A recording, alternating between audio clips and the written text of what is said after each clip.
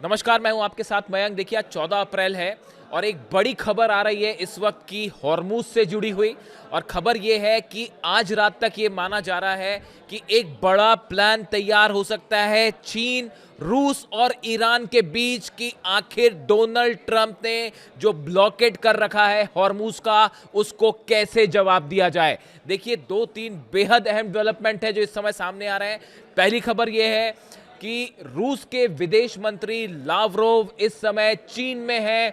वो चीन पहुंच चुके हैं।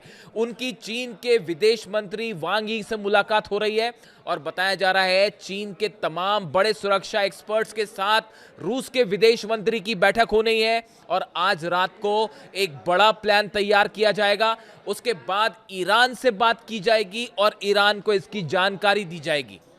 यानी दूसरे शब्दों में ईरान, रूस और चीन मिलके आज रात तक वो प्लान तैयार करने वाले हैं कि डोनाल्ड ट्रंप के जो 16 जहाज हॉर्मूज को घेर कर खड़े हैं उनका क्या करना है।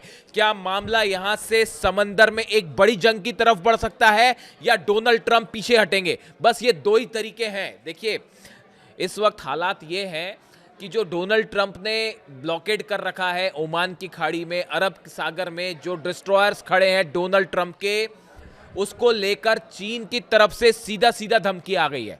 देखिए जो चीन के रक्षा मंत्री हैं डोंग जून, उन्होंने जो बयान दिया है वो ध्यान से समझिए। उन्होंने कहा है कोई भी देश हॉर्मूज के हमारे मामलों में दखल ना दे। हमारे जहाज हॉर्मूज से आ जा रहे हैं, हॉर्मूज पर ईरान का कब्जा है, नियंत्रण है और यह हमारे लिए खुला हुआ है। चीन के रक्षा मंत्री ने साफ साफ कह दिया है डोनाल्ड ट्रंप को कि हॉर्मूज के मामले में हस्तक्षेप मत करिए। हमारे जहाज वहां से आ रहे हैं, अगर आप हस्तक्षेप करते हैं तो यह ठीक नहीं होगा। बीजिंग का इरादा तेहरान के साथ हुए समझौतों के तहत हॉर्मूज से अपना आवागमन जारी रखने का है। देखिए इसका मतलब यह हुआ कि चीन ने साफ कर दिया है कि किसी भी सूरत में अगर उसके जहाजों को रोका गया तो इसका नतीजा ठीक नहीं होगा। यह सीधी सीधी धमकी मानी जा रही है चीन के रक्षा मंत्री से डोनाल्ड ट्रंप को, अमेरिका को। जो अभी आज के जो डेटाज हैं उसके मुताबिक हॉर्मूज से करीब 40% तेल जिसकी जरूरत चीन को है वो हॉर्मूज से ईरान सप्लाई करता है। यानी चीन को जो सप्लाई होता है ऑयल, उसका 40% ईरान से आता है, हॉर्मूज से होकर आता है। इतना ही नहीं, 3% जो एलएनजी है उसकी सप्लाई भी ईरान हॉर्मूज से करता है चाइना को। जिस तरह से वेनेजुएला से जो ऑयल आ रहा था उस पर रोक लगी, अमेरिका ने वेनेजुएला पे जो ऑपरेशन किया उससे चीन को नुकसान हुआ, लेकिन अब चीन ने यह तय कर लिया है अगर उसके जहाजों को रोका गया तो उसके लिए फिर चीन जो है वो बड़े सख्त कदम उठाएगा। ये बात चीन की तरफ से पहुंचा दी गई है अमेरिका के अधिकारियों तक। इसके अलावा देखिए मेदवेदेव जो हैं पूर्व राष्ट्रपति रूस के, उनकी तरफ से भी बड़ा बयान आया है। उन्होंने कहा है कि अगर ये ब्लॉकेट जारी रहा पूरे दुनिया में तेल का बड़ा संकट खड़ा हो जाएगा। उन्होंने ये कहा कि अमेरिका की जो पॉलिसी है एस्केलेशन से डी एस्केलेशन, यानी पहले आप हमले करिए, दबाव बनाइए और उससे शांति स्थापित करने की कोशिश करें, ये पूरी तरह से नाकाम साबित हो गई है, फेल साबित हो गई है। यानी अब दो बड़े देश रूस और चीन खुल के सामने आ गए हैं और ईरान के साथ खड़े हो गए मजबूती से। और जो मेरी जानकारी है उसके मुताबिक दोनों ने ईरान को साफ साफ संदेश दे दिया है किसी सूरत में हॉर्मूज से कब्जा नहीं हटाना है।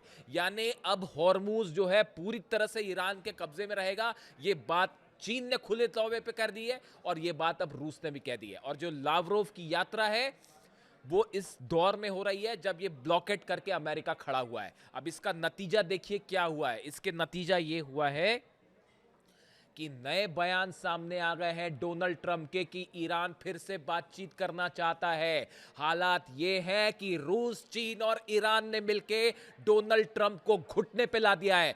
पहले जंग में ईरान ने बुरी हालत कर दी अमेरिका की, पूरी दुनिया में किसी से नहीं छुपा है। अमेरिका अपने 16-17 बेस नहीं बचा पाया, 25 एयरक्राफ्ट जो है वो तबाह हुए हैं। इसके अलावा कई वॉरशिप्स जो है उन पर हमले हुए और पूरे अरब देशों में जितने ठिकाने थे, चाहे वो आईटी सेक्टर्स है, उनको नहीं बचा पाया अमेरिका।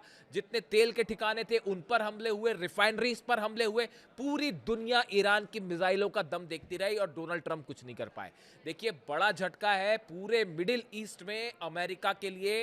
डोनाल्ड ट्रंप ने जो नीति अपनाई उससे ना सिर्फ मिलिट्री के स्तर पर बड़ी हार हुई अमेरिका की, और अब विदेश नीति के स्तर पर भी जबरदस्त झटका लगा है। और देखिए, हालात ये हो गए हैं कि डोनाल्ड ट्रंप ने फिर अपनी वही तूती बजानी शुरू कर दी है कि ईरान बातचीत करना चाहता है, और अब ये भी खबरें आ रही हैं कि नए दौर की बातचीत हो सकती है।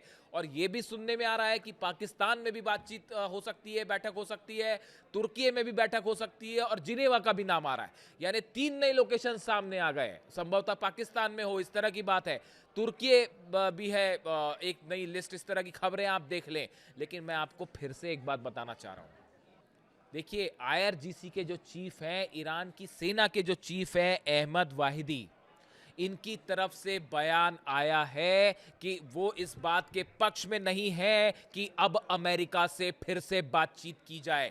ईरान की सेना कोई बातचीत नहीं करना चाहती अमेरिका से। बार बार जो धोखे मिल रहे हैं, बार बार जो ये तमाशा हो रहा है, जो बताया जा रहा है, जिस तरह से नेतन्याहू के कहने पर फोन आया और आखिरी टाइम में जेडी वेंस पलट गए, उसके बाद अब ईरान की सेना बेहद गुस्से में है और चाहती है कि अब अमेरिका से कोई बातचीत नहीं की जाए। अपनी शर्मिंदगी छुपाने के लिए डोनाल्ड ट्रंप को इस तरह के बयान देने पड़ रहे हैं कि ईरान बातचीत करना चाहता है। हकीकत यह है, हॉर्मुज में डोनाल्ड ट्रंप फंस गए हैं, घिर गए हैं। पहले तो वो हवाई युद्ध जो हुआ, फाइटर जेट से हमले और वॉर प्लेन से हमले, उसमें मुंह की खाई अमेरिका ने, और अब हॉर्मुज में घिर गए हैं। क्योंकि चीन तैयार बैठा हुआ है कि अगर एक भी जहाज रोका, एक भी जहाज पर हमला हुआ, तो उसका अंजाम समझिए। चीन एक तो जो रेयर अर्थ मटेरियल जा रहा है अमेरिका को, वो पूरा का पूरा रोक देगा। हाहाकार मच जाएगा अमेरिका की इकोनॉमी में। और दूसरा, ये जो जहाज रुकने वाली बात है, अगर अब चीन देखिए बेहद नाराज है जिस तरह से वेनेजुएला में है, वो उसके बाद चीन ये तय कर चुका है किसी सूरत में ईरान से व्यापार नहीं रोका जाएगा। ये बात रूस भी तय कर चुका है। इन हालात में जो खबरें आई हैं ईरान से कि अहमद वाहिदी साहब जो है IRGC के कमांडर जो है, नए कमांडर इन चीफ, उनका कहना ऐसा है कि हम बातचीत करने के लिए बिल्कुल तैयार नहीं है, सेना सख्त नाराज है। और दूसरा, जो मोहम्मद बाघेर जोलकदर है, जो supreme national council security council के सचिव हैं, अली लारीजानी साहब की तरफ से नियुक्त किए गए हैं, इनके बीच में और IRGC चीफ के बीच में, सेना के बीच में बहुत अच्छा तालमेल और समन्वय माना जा रहा है। यानी मैं आपको फिर से बताऊं, अगर इस तरह की खबरें, आप उस पर विश्वास तब करिएगा जब या तो ईरान की सेना कुछ कहती है, कंफर्म करती है, या फिर मैं बार बार कह रहा हूं कि जब तक ईरान के विदेश मंत्री इस बात को कंफर्म ना करें कि बातचीत होगी, कहां होगी, नहीं होगी, तब तक इस तरह की बातचीत पर विश्वास करने का कोई मतलब नहीं है। देखिए, कई ऐसे खुलासे हुए हैं जो बेहद हैरान करने वाले हैं। देखिए, सैयद मोहम्मद मरांदी, ये वो शख्स हैं जो उस डेलीगेशन का हिस्सा थे जो ईरान से बातचीत करने के लिए पाकिस्तान आया था। अब इनकी तरफ से जो बयान सामने आए हैं वो बेहद हैरान करने वाले हैं। इन्होंने खुलासा किया है, इनका कहना ऐसा है कि जब जेडी वेंस ने बातचीत खत्म की और ये कहा कि समझौता नहीं हो पा रहा है, उसके बाद इस तरह की खबरें आने लगी थी ईरान की खुफिया एजेंसी से कि ईरान का जो डेलीगेशन आया है उसके जहाज पर हवा में हमला हो सकता है और इजराइल उस पर हवा पर हमला कर सकता है। इस तरह की खबरें आई। उसका नतीजा यह हुआ कि जो डेलीगेशन आया था ईरान का, अब्बास अराक्ची साहब थे उसमें, और ईरान के संसद के अध्यक्ष थे, और बाकी जो डेलीगेशन था, इनको अपने जहाज का रूट बदलना पड़ा और उसे मशहद में लैंड करना पड़ा तेहरान की जगह। आप देखिए कितना बड़ा धोखे की तैयारी थी, और इजराइल कुछ भी कर सकता था। इस तरह की खबरें, और ये बात खुद जो है वो सैयद मोहम्मद जो मरांदी साहब हैं, इन्होंने बताई, जो उस डेलीगेशन का हिस्सा थे। उसके बाद मशहद में प्लेन लैंड करता है और वहां से जो सदस्य थे वो अलग अलग रास्तों से तेहरान पहुंचे। कोई बस से गया, कोई ट्रेन से गया, कोई अलग 4 व्हीलर से। यानी आप देखिए कि कितने सुरक्षा मेजर उठाने पड़े। इन हालात में क्या बातचीत की जा सकती है अमेरिका से और इजराइल से, आप खुद सोचिए। इसीलिए ईरान की सेना के जो चीफ हैं वो बेहद नाराज है और उनका कहना ऐसा है, ये बार बार जो बातचीत का तमाशा है ये नहीं होना चाहिए। डोनाल्ड ट्रंप घुटने पे हैं। हकीकत मानिए इस बात को, चीन और रूस दोनों बेहद नाराज हैं इस बात से।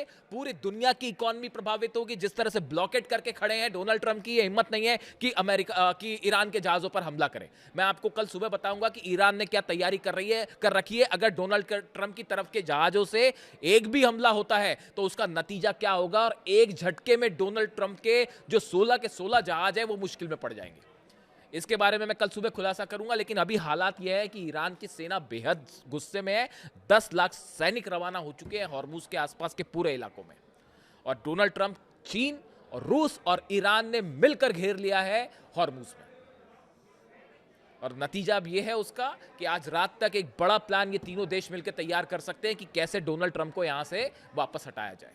जो भी इससे जुड़ा अपडेट होगा पहुंचाऊंगा आप तक। Thank you so much.